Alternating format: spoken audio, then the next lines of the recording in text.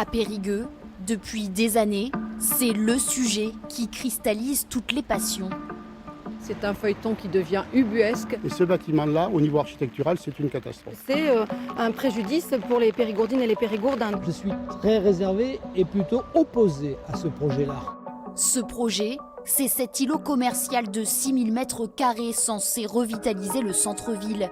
Candidat à sa réélection, le maire sortant Antoine Audy compte bien aller jusqu'au bout. Nous avons la légitimité à poursuivre ce projet du quartier Montaigne. Aujourd'hui, l'offre commerciale à Périgueux elle est importante. Nous considérons qu'elle n'est pas suffisante, qu'il faut la compléter par d'autres enseignes. Et pour éviter que ces enseignes aillent en périphérie, on préfère que ces nouvelles enseignes viennent ici, en cœur de ville.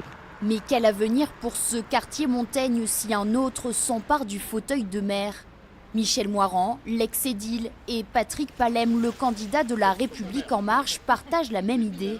Notre projet, c'est plutôt une halle marchande, c'est-à-dire un complément du marché, un peu dans l'esprit de ce qui se passe maintenant à Brive, à La Rochelle, à Pau, c'est-à-dire des commerçants qui viendront s'installer dedans avec un bar éventuellement et des espaces verts autour.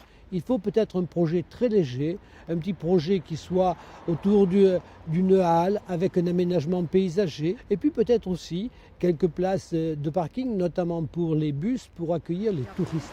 Pour Elisabeth Dartancé, c'est le dossier qui l'a poussée à quitter en juin dernier son poste d'adjointe à la culture. Ce centre commercial, elle n'en veut pas.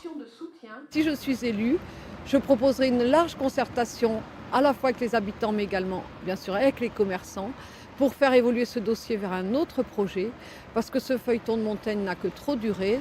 Elle non plus ne veut pas en entendre parler.